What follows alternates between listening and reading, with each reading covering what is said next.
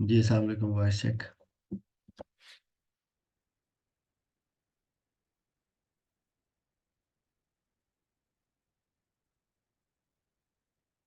Clear है।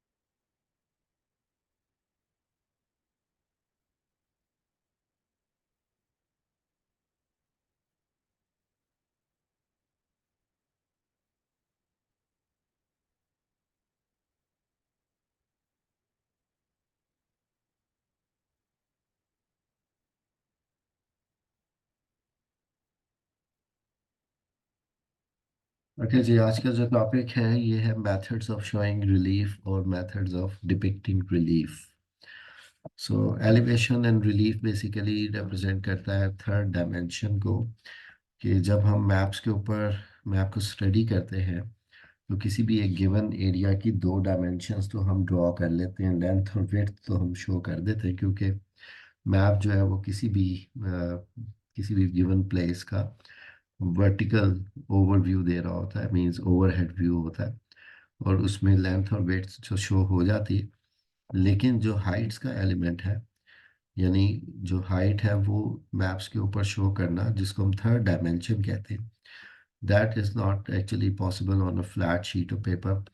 ठीक है। दूसरा ये होता है कि जब आर्किटेक्चर में बात की जाती है तो फिर मॉडल्स बनाए जाते हैं जिसमें वर्टिकल, या आप कह सकते हैं कि एक्स वाई जी तीनों एक्सेस दिखाए जा सकते हैं। ठीक है। तो उसमें अब बेसिक बात यही है कि मैप के ऊपर आपको लेंथ और विड्थ तो पेपर की जो डायमेंशन है उसी में मिल जाएगी, लेकिन हाइट जो है वो ऐसा जो फ्लैट शीट के ऊपर नहीं दिखाई जा सकेगी। तो उसमें मुख्तलिफ जो तरीके हैं, मुख्तलिफ जो मेथड्स हैं वर्टिकल मेजरमेंट को शो करने के या एलिवेशन को शो करने के लिए, वो मेथड्स ऑफ शोइंग रिलीफ कहलाते हैं। कि किस तरह से हम थर्ड डायमेंशन यानी हाइट को, वर्टिकल डायमेंशन को शो कर सकते हैं। सो इसमें जो मुख्तलिफ तरीके राइज हैं या मुख्तलिफ तरीक़ों से जैसे वो प्रेजेंट किया जाता है उसको हम लिस्ट कर लें। सबसे पहला जो तरीका है उसको हम बेंच मार्किंग कहते हैं। यहाँ पे आपके सामने एक मैप का सेगमेंट जो है वो एज एन एग्जांपल इनपुट इसका आपको नज़र आ रहा होगा। उसमें आप देख सकते हैं कि कहीं कहीं पे नक्शे के ऊपर बीएम लिखा हुआ है। ठीक है। यहाँ पे बीएम लिखा हुआ है, यहाँ पे बीएम लिखा हुआ है। और ये बेंच मार्क्स बेसिकली किसी भी सर्टन पॉइंट की हाइट को न्यूमेरिकल वैल्यूज के तौर पे लिख देना, ये बेंच मार्क कहलाता है। इसके दो मतलब टाइप्स हैं इस तरीके की। एक को हम स्पॉट हाइट कहते हैं। ठीक है जी। और स्पॉट हाइट आमतौर पे आपने ऑब्जर्व किया होगा नक्शों में, जैसे कि आपको कोई भी आप एलिवेशन का या फिजिकल मैप ऑफ पाकिस्तान देखें, किसी एटलस में देख लें, तो उसमें आपको नज़र आएगा कि कहीं पे अगर सपोज कर लिया एक सर्टन पहाड़ को दिखाया गया है या पहाड़ी चोटी को दिखाया गया है, जैसा कि K2 है। ठीक है। तो उसके आगे उसकी हाइट मेंशन की गई होती है, जैसे उसकी हाइट मीटर्स में 8611 मीटर है। तो ये हाइट अगर मेंशन कर दी गई है उस पॉइंट के ऊपर, और आमतौर पे वो एक ट्रायंगल ड्रॉ कर दी जाती है, मतलब सिंबल जो यूज़ हो रहा होता है वो जैसे माउंटेन का सिंबल एक ट्रायंगल के तौर पे हो, तो वो ट्रायंगल के तौर पे सिंबल ड्रॉ किया जाता है। ठीक है, तो उसमें हम ये देखते हैं कि मेन चीज़ ये है कि जो स्पॉट हाइट है वो नेचुरल फीचर्स की हाइट को अबव सी लेवल या मीन सी लेवल रेफर करता है। और बेंच मार्क्स जो हैं ये आमतौर पे कंस्ट्रक्शंस पे, जैसे आप यहाँ देख रहे हैं ना, बेंच मार्क जो है वो किसी ना किसी एक सर्टन लाइन के साथ है। That means it could be a road, it could be a bridge, it could be a railway line और इवन रेलवे स्टेशन, या जहाँ जहाँ पे हम ऑब्जर्व करते हैं कि बिल्डिंग्स होती हैं, पब्लिक बिल्डिंग्स होती हैं, तो उनके जो जिस एलिवेशन पे उन्हें कंस्ट्रक्ट किया गया होता है, वो एलिवेशन उस बिल्डिंग पे भी एक तख्ती लगा के मेंशन की गई होती है, उसमें बीएम लिखा होता है, बेंच मार्क लिखा होता है, और वही बीएम जो है वो नक्शे के ऊपर रिप्रेजेंट कर दिया जाता है। सो स्पॉट हाइट और बीएम, और एक और यहाँ पे वर्ड है ट्रिग्नोमेट्रिक स्टेशन, ये तीनों एक दूसरे से रिजेंबल करते हुए प्रोसीजर और मेथड्स हैं, जिसमें आप यहाँ पे देख रहे हैं कि ये ट्रिग्नोमेट्रिक स्टेशन जहाँ पे सर्वेस किए गए होते हैं, हाइट को डिटरमिन किया गया होता है फ्रॉम सी लेवल, और वहाँ पे निशानात लगा दिए जाते हैं कि फलां जगह इतनी हाइट के ऊपर अवेलेबल है। सो ये बेसिकली जियोडेटिक सर्वेइंग जैसे टर्म यूज हुई है कि सर्वेइंग प्रोजेक्ट्स को आसपास ये इंस्टॉल भी कर दिए जाते हैं, ज़मीन पे फिक्स कर दिए जाते हैं, और उसी लोकेशन के ऊपर इनकी जो वैल्यू है वो मैप पे भी डिपिक्ट कर दी जाती है, कि मैप के ऊपर उसी पॉइंट की हाइट जो है वो मेंशन कर दी, it is more like spot height. ठीक है जी। तो इस हवाले से ये इम्पोर्टेंट है, तीन मेथड्स ऐसे हैं जो बिल्कुल एक दूसरे से रिजेंबल करते हैं, लेकिन हम बेंचमार्क और ट्रिग्नोमेट्रिक स्टेशन या स्पॉट हाइट, जिसमें से trigonometric station is more near to spot height उस सेंस में कि ये नेचुरल फीचर्स की हाइट को रिप्रेजेंट करते हैं। और जो जी इस टॉपिक का नाम है methods of showing relief on a map, नक्शे के ऊपर हाइट को कैसे दिखाया जाता है, क्योंकि नक्शा जो है, मैप जो है, वो आपको लेंथ और विड्थ दिखा रहा है, और उसकी फ्लैट सरफेस होने की वजह से हम उस पर हाइट नहीं शो कर पा रहे होते। थर्ड डायमेंशन के लिए हमें कुछ तरीके अपनाने पड़ते हैं, जिसमें एक सबसे आसान तरीका तो ये है कि मुख्तलिफ इम्पॉर्टेंट स्पॉट्स की हाइट को वहाँ पे मेंशन कर दिया जाए, जिसको हम स्पॉट हाइट मेथड कहते हैं, स्पॉट हाइट कहते हैं। ठीक है जी, इसको ट्रिग्नोमेट्रिक स्टेशन भी कहा जा सकता है। आमतौर पर सर्वे की हुई जो हाइट्स होती हैं उनको मेंशन कर दिया जाता है नक्शे के ऊपर। तो ये भी वैसे ही जीपीएमएस की क्लास है। और दूसरी बात हम देखते हैं कि बेंचमार्क की टर्म है बीएम, इसके लिए जो एब्रिविएशन मैप पे यूज़ की जाती है। स्पॉट हाइट के लिए ट्रायंगल को यूज़ कर लिया जाता है, लेकिन बीएम लिखकर अगर कोई वैल्यू लिखी गई है, जैसे 706 फीट लिख दिया कहीं पे, जैसे ये लाहौर के जो रावी ब्रिज है उसकी हाइट है, तो बीएम 706 फीट लिखा होगा, इस सी लेवल से वो इतना ऊंचाई पे मौजूद है। ठीक है जी, आगे आप देख रहे हैं कि एक मेथड मेंशन्ड है जिसको लेयर टिंटिंग मेथड कहा जाता है। और लेयर टिंटिंग मेथड जो है, ये मेथड बेसिकली जब हम फिजिकल मैप्स को स्टडी कर रहे होते हैं, ऑब्जर्व कर रहे होते हैं, तो उसमें हम देखते हैं कि डिफरेंट हाइट्स के लिए डिफरेंट कलर्स यूज कर दिए जाते हैं, और इवन के डिफरेंट डेप्थ्स के लिए, सी डेप्थ जो है, डेप्थ ऑफ सी, उसके लिए भी देखा जा सकता है कि ये पॉसिबिलिटी होती है कि हम ब्लू कलर के डिफरेंट शेड्स को यूज करें। ठीक है जी। तो इसमें अब हम ये ऑब्जर्व करते हैं कि जो एक मैथडोलॉजी है कलर्स को यूज करने की, वो कुछ इस सेंस में यूज किए जाते हैं कि लेसर हाइट के लिए लाइट जो है वो ग्रीनिश जैसे प्लेन्स के साथ रिप्रेजेंट होने वाले कलर्स, फिर उसके बाद इंटरमीडिएट हाइट के लिए जो है वो येलो के शेड्स। उसके बाद ज़्यादा हाइट जो थाउजेंड्स ऑफ फीट्स में चली जाती है उसमें ब्राउन कलर के शेड्स जो हैं वो नक्शे पे इस्तेमाल किए जाते हैं। ठीक है, तो और उसके फर्दर हम फिजिकल मैप्स में देखते हैं कि डार्क ब्राउन के बाद फिर स्नो को रिप्रेजेंट करते हुए वाइट कलर को भी यूज़ कर लिया जाता है। जबकि शैलो सी के लिए लाइट ब्लू कलर, फिर उससे ज़्यादा डेप्थ जो 600 फुट तक की होती है उसके लिए रिलेटिवली डार्क मेथड है। और फिर मज़ीद डार्क आपको ये कलर नज़र आ रहा है। ठीक है, तो ये नक्शे के ऊपर इस तरह से आपको मैप्स के ऊपर, फिजिकल मैप्स के ऊपर ये ज़्यादातर मेथड जो है वो अप्लाइड नज़र आता है।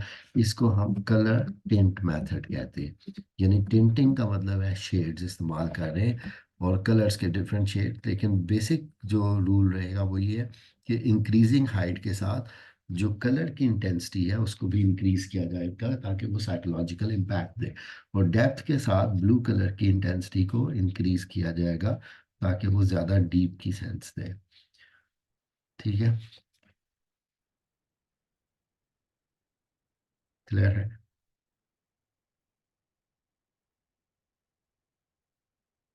ओके, उसके बाद नेक्स्ट जो मेथड है that is called form lines.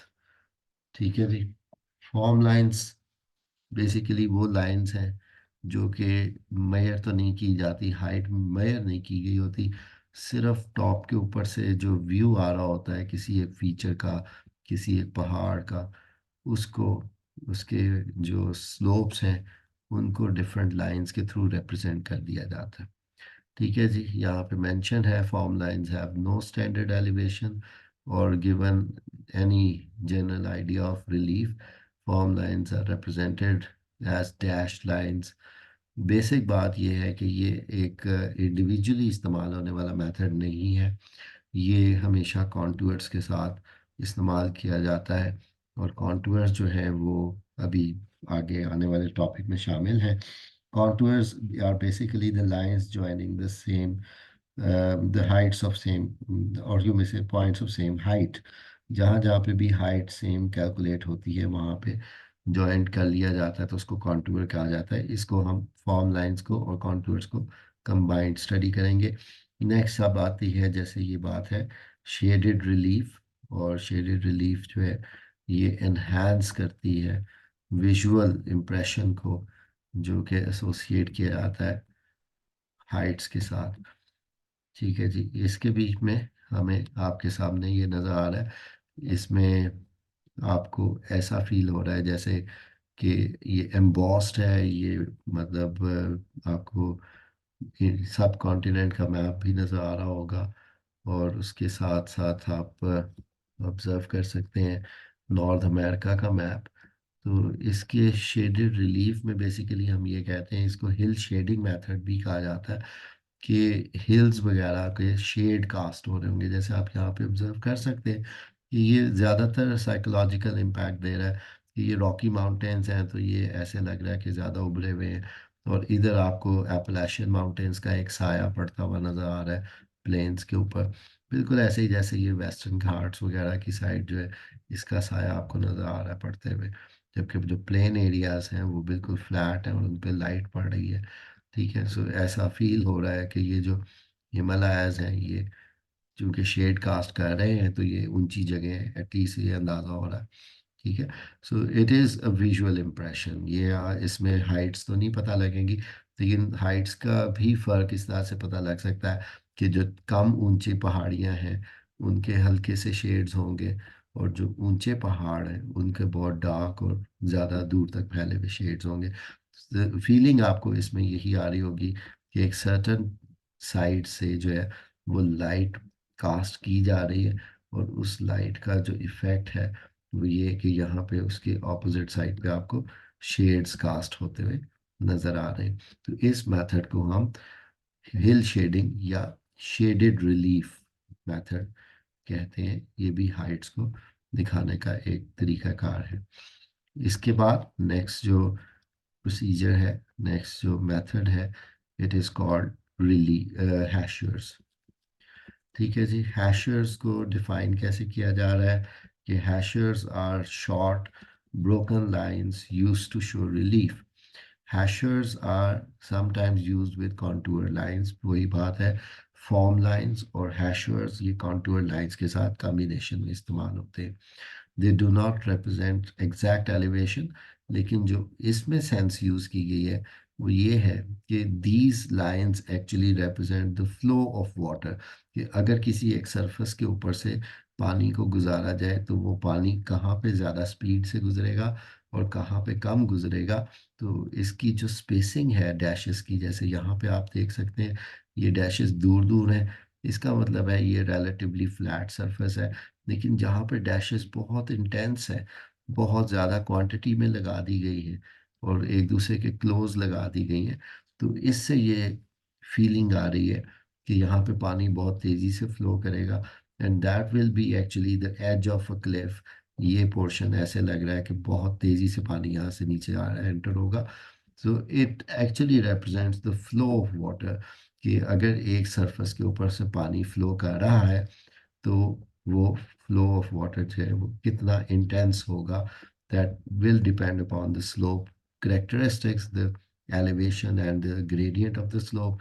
तो अगर मैं यहाँ पे ये दो सर्कल्स लगाता हूँ और मैं हैशर लाइंस को इस सर्कल के अंदर की तरफ ड्रॉ करता हूँ, तो इसका मतलब है कि पानी जो है वो इसके सेंटर की तरफ फ्लो कर रहा है, और ये एक गड्ढे को या एक डिप्रेशन को रिप्रेजेंट करने वाला पैटर्न है। लेकिन अगर इसी दायरे के बाहर की तरफ मैं हैशर लाइंस लगा देता हूँ, तो इससे ये डिटरमिन हो रहा है कि ये कोई प्लेटो या एक रेस प्लेटफॉर्म है जिसके बाहर की तरफ फ्लो आ रहा है। तो हम यहाँ पे ऑब्जर्व कर सकते हैं कि जैसे ये पॉइंट एक आपके सामने है कि ये वेकेंट है बिल्कुल, यहाँ पे हैशर्स नहीं है, इसके एजेस पे हैशर्स हैं टुवर्ड्स द आउटसाइड। तो हम कह सकते हैं कि ये पीक है और इसके सारी साइडों से पानी जो फ्लो करेगा वो मुख्तलिफ डायरेक्शंस में जाएगा outward. So this actually shows कि स्लोप कहाँ से कहाँ की तरफ जा रही है। ठीक है, सो अब ये आप पैटर्न जो सिंपल पैटर्न है इसको आप एग्जाम में इस्तेमाल कर सकते हैं एज योर एग्जाम्पल, कि ये जो मैंने पैटर्न ड्रॉ किया, first one, it could be the representation of depression. ठीक है, ये एक गड़े को रिप्रेजेंट कर रहा है। और दूसरा जो ड्रॉ किया है, it could be the representation of a hill और माउंड, जहां से पानी आउटवर्ड फ्लो कर रहा है। ठीक है, तो इस मेथड में अब देखिए जो इसके बीच में जो डिस्क्रिप्शंस हैं, जी ये चैप्टर का नाम तो नहीं, तो एटलीस्ट हम लोग अभी मैप्स के टॉपिक्स पे हैं, और ये मैप्स के चैप्टर में आपको मिलेगा ज़रूर बाजवा की किताब में, लेकिन बाजवा ने इसको सिर्फ दो हेडर्स में कवर किया हुआ था। Number one was the spot height and the other was the benchmark. लेकिन ये आपको वहाँ से नहीं मिलेगा, ये जो सेम टेक्स्ट आपके पास मेरे आपके सामने डिस्प्ले में है, ये ही मैं आपसे भी थोड़ी देर में शेयर कर दूंगा, इसी से आप इस चैप्टर को कवर करेंगे। ठीक है, तो ये जो एक्सट्रैक्ट है, ये जो मटेरियल यहाँ पे यूज़ किया गया है, ये यूएस मिलिट्री का जो फील्ड बुक होती है मैप रीडिंग की, ये वहाँ से इसका सोर्स है, यही आपको प्रोवाइड किया जाएगा। ओके, अब देखिए ये जो पैटर्न आपको नज़र आ रहा है, जो मेथड नज़र आ रहा है, इसको हम कॉन्टूर लाइंस का नाम देते हैं। कॉन्टूर लाइंस को हम डिफाइन इस तरह से करते हैं कि these are the most common method. Contour lines को हम जी करते हैं कि these are the most common. आपका कोई क्वेश्चन है? माइक ऑन हुआ था, वो रिबाउंड हो रहा। सर मैं कह रही थी पीडीएफ हमें एज इट इज मिल जाएगा ये वाला? जी फाइल है, एज इट इज मिल जाएगी।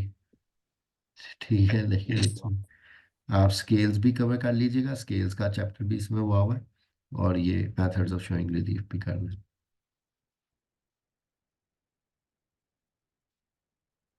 Okay, so contour lines are most common method of showing relief। जो हमारे मतलब मिलिट्री मैप्स होते हैं जिनको टोपोग्राफिकल मैप्स कहा जाता है, इसके ऊपर अलहदा से एक लेक्चर अभी मौजूद भी है ऑनलाइन, लेकिन डिलीवर आपका ये कल हो जाएगा फिर। सो टोपोग्राफिकल मैप्स में जो मेथड्स हैं मोस्ट कॉमन, उसमें वही है कि एक तो कॉन्टूर्स को यूज़ किया जाता है और दूसरा स्पॉट हाइट्स को यूज़ किया जाता है, प्लस बेंचमार्क्स, जैसे मैंने कहा आर्टिफिशियल फीचर्स हो तो बेंचमार्क भी इस्तेमाल किया जाता है। ठीक है, ये तीन मेथड्स हैं जो कि टोपोग्राफिकल मैप्स में इस्तेमाल किए जाते हैं टू शो हाइट। ठीक है, तो इसमें आप देखिएगा कि contour lines are the most common method of showing relief and elevation on a standard topographical map. A contour line represents an imaginary line on the ground or above or below sea level. All points on the contour line are at the same height. ठीक है, तो हम simple words में ये कह सकते हैं, और सेम एलिवेशन, सिंपल वर्ड्स में हम ये कह सकते हैं, जैसे यहाँ पे आपके सामने नजर आ रहा है कि ये एक पहाड़ का स्केच है जो कि आपको साइड व्यू दिखा रहा है। ठीक है जी, और इस साइड व्यू में आपको डिफरेंट एलिवेशन नज़र आ रहे हैं। सपोज कर लें ये 10 मीटर है, फिर आगे उसके बाद 20 मीटर है, फिर 30 मीटर है, फिर 40 मीटर मीटर की हाइट है। अब ये सारी की सारी इन लाइंस के थ्रू डिटरमिन कर रही हैं कि उस पहाड़ की कौन कौन से पॉइंट्स, कौन कौन से एरियाज इस सर्टन हाइट पे लोकेटेड है 30 मीटर्स की। ठीक है जी, उसके बाद आपने ऑब्जर्व भी किया होगा पहाड़ी इलाकों में जाके कि सफ़ेद चूने लगे हुए पत्थर जो है वो पहाड़ों के ऊपर सेम लाइनों में लगाए गए होते हैं। तो बेसिकली इसलिए होते हैं कि वो मेन सेम हाइट्स के ऊपर प्लेस कर दिए जाए, और उसके बाद उनको जब आप एरियल फोटोग्राफ लें या फ्रॉम द टॉप कैप्चर करें तो आपको एक पैटर्न नज़र आ जाएगा कि कहाँ कहाँ पे सेम हाइट्स होंगी। तो ये आपके सामने सेम हाइट्स इसको इंटरसेक्ट करती नजर आ रही। जो कॉन्टूर पैटर्न आपको नजर आ रहा है वो नीचे प्लॉट हुआ हुआ नजर आ रहा है। तो यहाँ पे हम क्या ऑब्जर्व कर रहे हैं कि ये जो लाइन है ये रिप्रेजेंट कर रही है 10 मीटर की हाइट के पॉइंट्स को, फिर उससे अगली हाइट लाइन जो है ये 20 मीटर की हाइट को शो कर रही है। 40 मीटर्स जो इस छोटे से सर्कल के तौर पे आएंगे वो आपको यहाँ पे इस सेंट्रल सर्कल से रिप्रेजेंट होते हुए नजर आ रहे हैं।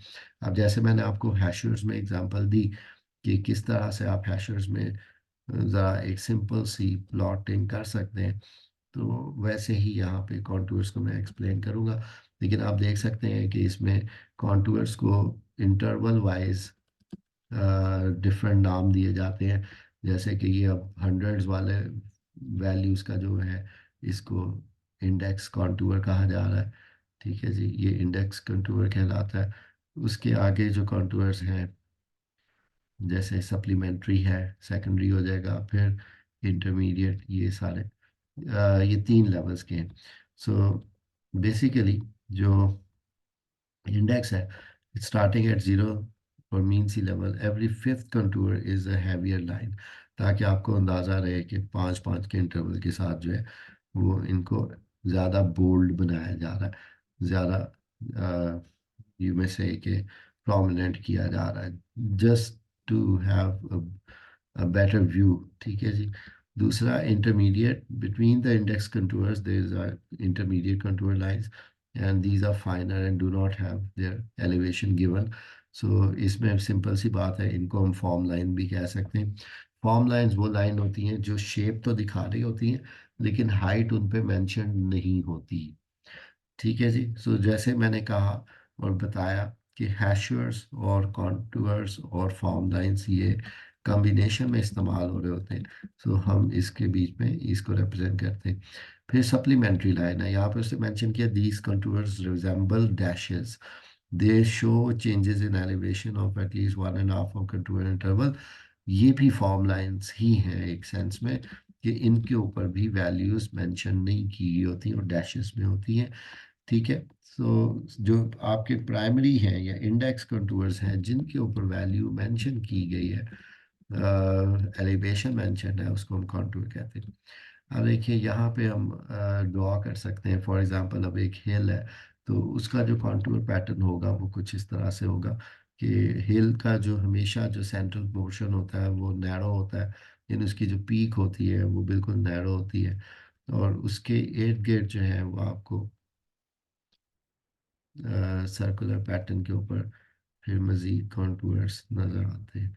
ठीक है, तो अब इसको मैं यहाँ पे ड्रॉ कर रहा हूँ और थोड़ा सा इसमें मैं स्क्यूनेस लेके आ रहा हूँ। स्क्यूनेस का मतलब है एक साइड पे ज़रा मैं कॉन्टूर्स दूर दूर बना रहा हूँ और दूसरी साइड पे कॉन्टूर्स में जो फासला है वो मैंने इंक्रीज कर दिया है, just to have a sense कि अगर मैंने यहाँ पे कॉन्टूर्स ड्रॉ किए हैं तो ये कितने कॉन्टूर्स हैं, इसकी वैल्यूज क्या होंगी। सपोज कर लिया कि इसके टेक्स्ट को छोटा बड़ा कैसे करते हैं, font size, how to reduce that.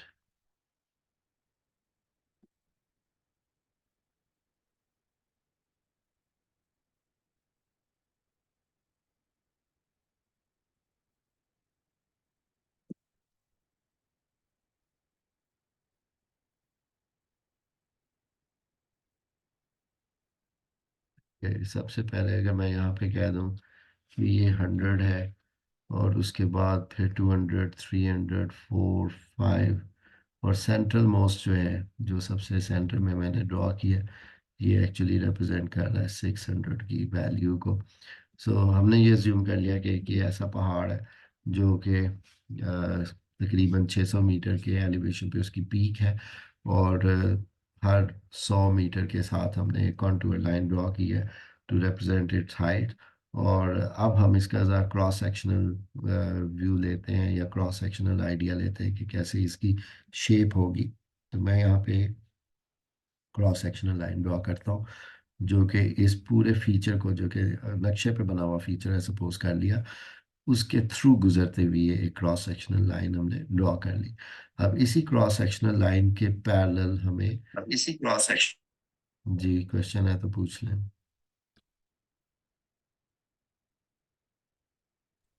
Sir please repeat कर दें, 600 और 100 क्या है?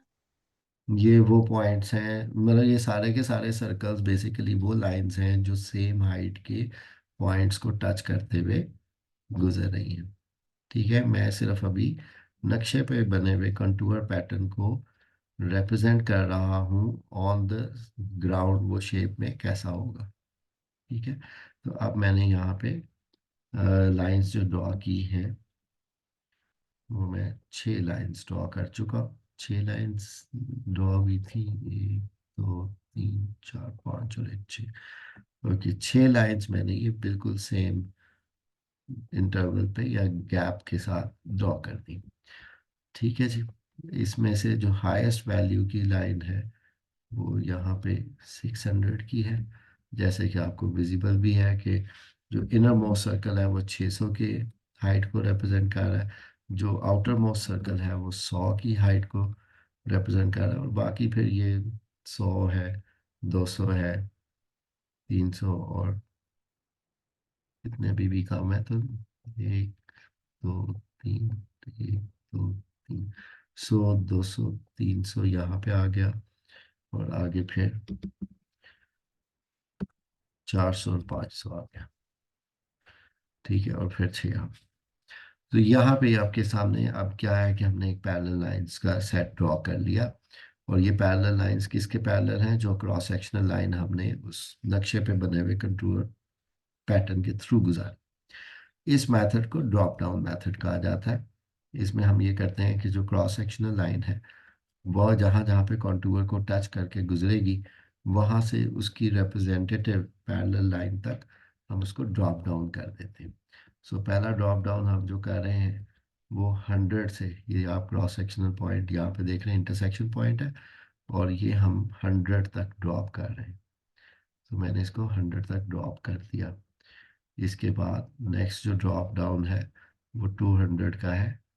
यहाँ पे आपकी जो क्रॉस सेक्शनल लाइन थी वो 200 के कॉन्टूर को टच करती हुई आ रही है, और मैंने इसको 200 तक एक्सटेंड कर दिया। फिर आपको नज़र आ रहा है 300, 400, 400 को रिप्रेजेंट करती हुई लाइन तक। फिर हमने 500 को यहाँ पे रिप्रेजेंट कर दिया 500 तक। 600, अब आप ऑब्जर्व कर सकते हैं 600 यहाँ पे भी इंटरसेक्ट हो रहा है, ड्रॉप डाउन किया। 500 की लाइन को, 500 को रिप्रेजेंट करते हुए पॉइंट तक ले आए।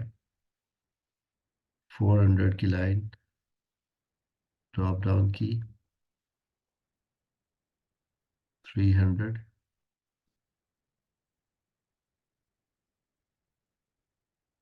200 and then 100 again. सो अब आप व्यू कर सकते हैं, आपको सेंस क्लियर हो गई होगी कि ये माउंटेन किस शेप की है. This mountain is steeper from this side. यहाँ पे स्टीप ज़्यादा है. उसके स्टीप होने की वजह क्या है कि ये मेनली क्लोज कॉन्टूर्स हैं. जितने भी कॉन्टूर्स एक दूसरे के करीब करीब आपने ड्रॉ किए, उसका मतलब था कि एलिवेशन या हाइट बहुत तेज़ी से इंक्रीज कर रही है. सो इस पोर्शन में हमने ये ऑब्जर्व किया कि if the contours are closely closer to each other, उसका मतलब है कि हाइट बहुत तेज़ी से इंक्रीज कर रही है. और वो तेज़ी से इंक्रीज करती हुई हाइट आप इसको व्यू कर सकते हैं यहाँ पे. ठीक है जी. तो इसको मैं अब माउंटेन को ड्रॉ करता हूँ from these point joining these points. तो ये पहाड़ की वो साइड है जो ज़्यादा स्टीप साइडेड है. फिर पीक आ गई.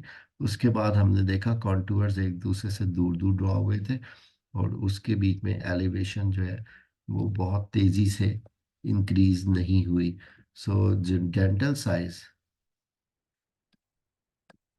जी ये सिर्फ ये जो डायग्राम मैंने आपके सामने बनाया, ये आप ड्रॉ कर देंगे तो एग्जामिनर को कन्वे हो जाएगा कि आपको आइडिया है कि कॉन्टूर्स होते क्या है और उनको स्टडी कैसे किया जाता है. मतलब कि हाइट आपने डिटरमिन करनी है, आपने एंगल ऑफ स्लोप डिटरमिन करना है, आपने प्लेसेस की इंटरविजिबिलिटी डिटरमिन करनी है.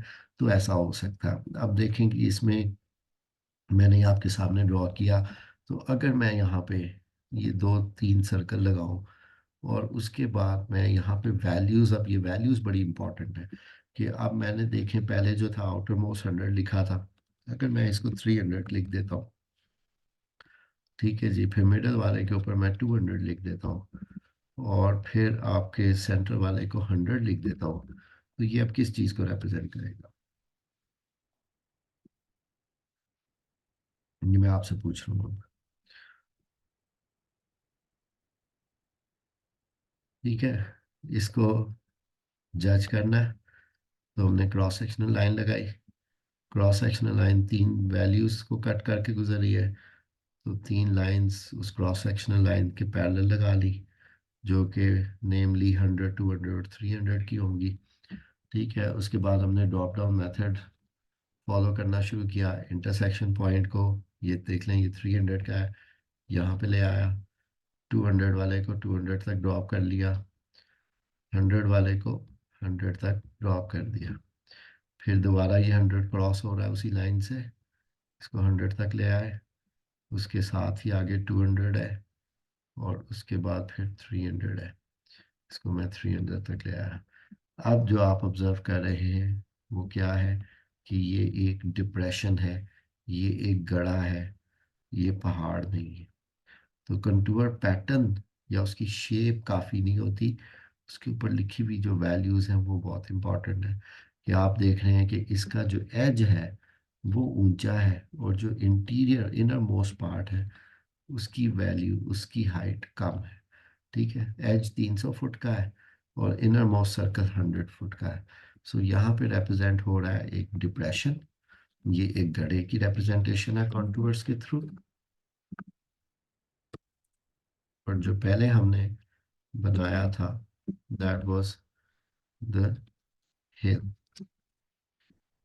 ठीक है जी. तो ये एक हिल को रिप्रेजेंट कर रहा था, ये एक माउंटेन को रिप्रेजेंट कर रहा था जो एसिमेट्रिकल थी. एक साइड उसकी स्टीप थी, ये वाली साइड जो है वो स्टीप साइड है, और ये वाली साइड जो है ये जेंटल साइड है. ठीक है. सो यहाँ पे ये आपका कॉन्टूर्स क्लियर हो गए, और ये आपके complete methods of showing relief भी हो गए. सो इसमें जो हम लोगों ने किया, कवर किया, उसमें आप यहाँ पे नाम देख लीजिएगा कौन कौन से मेथड्स थे. पहला मेथड जो था उसको हम स्पॉट हाइट कहते हैं. स्पॉट हाइट से बहुत रिजेंबल करने वाला ट्रिग्नोमेट्रिक स्टेशन, रादर ये दोनों parallel to each other discuss किए जा सकते हैं. फिर हमने बेंचमार्क की बात की. ये आमतौर पे आर्टिफिशियल फीचर्स के ऊपर इस्तेमाल किए जाते हैं. तीनों हैं. एब्सोल्यूट हाइट मेंशन कर देंगे, वैल्यू दे देंगे उस हाइट की, और यही इसका मेथड है। ठीक है जी। उसके बाद हमने पढ़ा जिसको हमने कहा colour tent method. Colour tent method के अंदर हम कलर्स को इस्तेमाल करते हैं और कलर्स को वैल्यू दे देते हैं हाइट की, कि कौन सा कलर कितनी हाइट को रिप्रेजेंट कर रहा है, डीप सी है, शैलो सी है, मॉडरेट सी है। ठीक है। उसके बाद हमने शेडेड रिलीफ मेथड देखा। शेडेड रिलीफ मेथड वो था कि जिसमें फीचर्स के शेड्स कास्ट किए जाते हैं, इसको हम हिल शेडिंग भी कहते हैं। ठीक है जी। तो हिल शेडिंग एक मेथड आ गया जिसके अंदर ऐसा फील हो रहा था कि पहाड़ियाँ जो है वो उभरी हुई हैं और उनका साया जो है या उनका जो शेड है वो कास्ट हो रहा है। उसके बाद हमने फॉर्म लाइंस, ये ब्रोकन लाइंस थी जो कॉन्टूर्स के दरमियान में शेप को एक्सप्लेन करती हैं या उसको एलैबोरेट करती हैं। हैशर्स, ये ब्रोकन लाइंस थी जो कि वाटर फ्लो को रिप्रेजेंट करती है किसी सरफेस के ऊपर, और जहाँ पे स्टीप स्लोप होगी वहाँ पे ये ज़्यादा डार्कर डैशेस और बोल्ड डैशेस के तौर पे रिप्रेजेंट होंगे। डिप्रेशंस में ये इनवर्ड डैशेस होंगी और हिल्स के ऊपर ये आउटवर्ड डैशेस होंगी। सो हैशर्स जो हैं ये ब्रोकन लाइंस हैं, ये डैशेस हैं। उसके बाद कॉन्टूर्स को हमने देखा कि contours are basically the lines joining the points of same height. ये वो पॉइंट्स हैं जो सेम हाइट के पॉइंट्स को आपस में जोड़ते हुए गुजरते हैं। ठीक है। और सबसे ज़्यादा यूज़ में आने वाला यही मेथड है क्योंकि ये सबसे एक्यूरेट भी है और ये एक विजुअल इम्प्रेशन भी दे सकता है। ठीक है।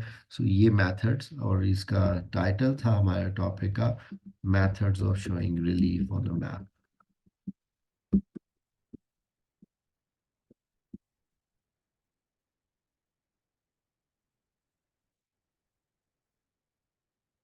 ठीक है। तो ये मैं अभी आपको डॉक्यूमेंट शेयर कर देता हूँ, इसी से आप गो थ्रू कर लीजिएगा, that would be more than sufficient. ये 20 नंबर का आपका सवाल होगा पेपर्स में, जब भी मैप्स में आता है तो इसमें रेपिटेशन आपको नज़र भी आएगी पास पेपर्स में। ठीक है जी। कल क्लास जो होगी उसमें हम टोपोग्राफिकल मैप्स का टॉपिक कवर करेंगे।